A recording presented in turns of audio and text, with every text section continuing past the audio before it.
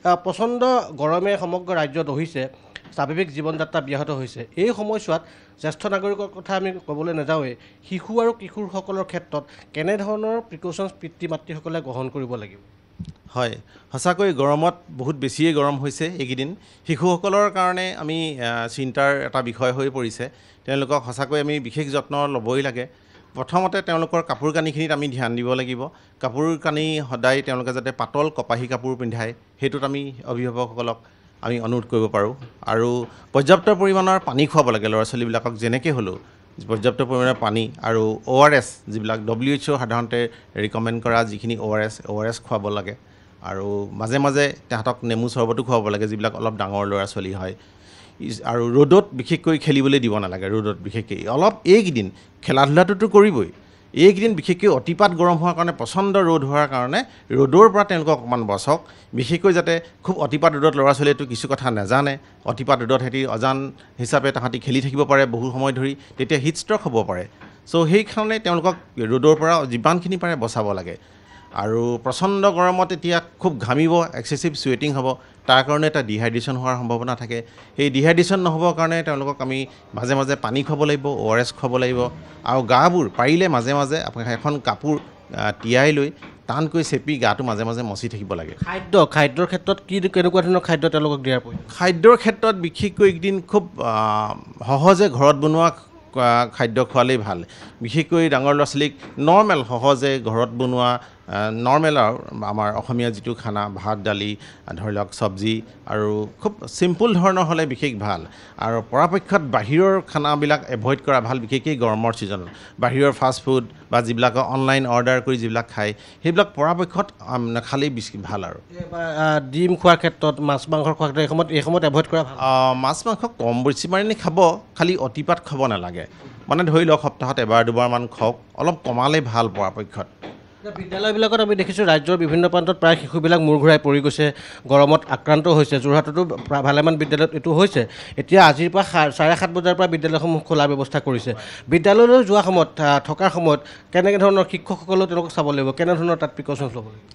হয়, বিদ্যালয়ত শিশুসকলক স্কুল কৰ্তৃপক্ষই অকণমান এইকেইদিন গৰমৰ কেইদিন অকণমান ধ্যান দিব লাগিব। ল'ৰা ছোৱালীৰ প্ৰতি অকণমান যত্ন ৰাখিব লাগিব।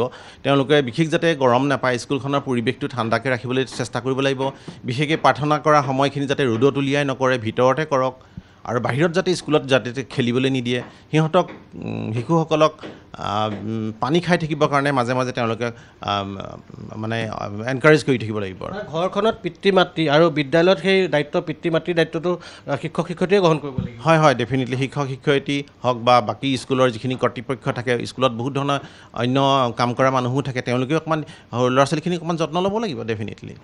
এইকেইদিনত যিটো আমাৰ অস্বাভাৱিকভাৱে তাপমাত্ৰা বৃদ্ধি পাইছে, জ্যেষ্ঠসকলৰ কাৰণে যথেষ্ট দিগদাৰ হৈছে। আপুনি দেখিছে যে পূৰ্বতকৈ দিনক দিনে বাঢ়ি আহিছে, আজিও যথেষ্ট পৰিমাণে বৃদ্ধি পাব। এই ক্ষেত্ৰত পূৰ্বে আপোনালোকৰ এতিয়া অভিজ্ঞতা কেনেকুৱা, যে এই সময়ত এইকেইদিনত ল'ৰা ছোৱালী মানে আক্ৰান্ত হৈছে নেকি, বা বিভিন্ন ৰোগত, কেনেকুৱা ৰোগত আক্ৰান্ত হৈছে? বিশেষকৈ এইকেইদিন দেখা গৈছে ভাইৰেল ফিভাৰ হৈছে। অতিপাত গৰমৰ কাৰণে ভাইৰেল ফিভাৰ হৈছে গৰমত, আৰু গেষ্ট্ৰ'এণ্টাৰাইটিছ হোৱাও দেখা গৈছে। অতিপাত গৰমৰ কাৰণে ভাইৰেল ফিভাৰ হৈ প্ৰচণ্ড মূৰৰ বিষ লৈ আহিছে আৰু বমি পায়খানা লৈ আহিছে। সেইকাৰণে খোৱা ক্ষেত্ৰত বিশেষ ধ্যান দিব লাগিব, যাতে পৰাপক্ষত নিৰামিষ ভোজন কৰিলেই বেছি ভাল। আৰু খুব ধৰণৰ মই যেনেকৈ ক'লোঁ, খুব চিম্পুল খানা খালে ভাল। আৰু নিশাৰ ভাগত যদি কোনো এটা শিশুৰ হঠাৎ তেওঁ প্ৰচণ্ড জ্বৰত আক্ৰান্ত হ'ল, ধৰি লওক নিশাৰ ভাগতে চিকিৎসকো নাপায়, পুৱাৰ ভাগলৈ চিকিৎসালয় আনিব লাগে, সেই সময়ছোৱাত প্ৰাথমিক চিকিৎসা হিচাপে কেনেধৰণৰ তেওঁলোকে ব্যৱস্থা গ্ৰহণ কৰিব পাৰিব? হয়, প্ৰাথমিক চিকিৎসা হিচাপে প্ৰথম অভিভাৱকে ল'ৰা ছোৱালী জ্বৰ উঠি থাকিলে কাপোৰখিনি আঁতৰাব লাগিব, প্ৰথম কথা। 2 নম্বৰতে এখন সৰু গামোচা বা সৰু টাৱেল পানীত তিয়াই, নৰ্মেল পানীত তিয়াই লৈ ভালকৈ চেপি গাটো ওপৰৰ পৰা তললৈ মচিব লাগিব। আৰু যিমান পাৰে তেওঁলোকক ফেন বা বিচনীয়ে বিচি শৰীৰৰ মানে যিটো উচ্চতাটো, টেম্পাৰেচাৰটো, উষ্ণতাটো অলপ কমাব চেষ্টা কৰিব লাগিব। আৰু যদি ঘৰত থাকে, এভেইলেবল যদি থাকে, পেৰাচিটামল জাতীয় দৰৱ খুৱাব লাগিব। বহুতে দেখা যায় তেনে সময়ত কাপোৰ তিয়াই চেপি লৈ কপালত দিয়ে, আমাৰ সেইটো ব্যৱস্থা ভালনে বেয়া? অকল কপালত দি থ'লে বৰ বিশেষ এটা কাম নকৰে, কিন্তু বিশেষকৈ আপুনি কাপোৰখন তিয়াই লৈ হোল বডিটো মচিব লাগিব। মূৰটো, ডিঙি আৰু এক্সিলেৰী এৰিয়াটো, কাকতলিৰ তলত, আৰু গোটেই হোল বডিটো মচিলেহে বিশেষভাৱে কাম হয়। টেম্পাৰেচাৰ লগে লগে নামি আহে।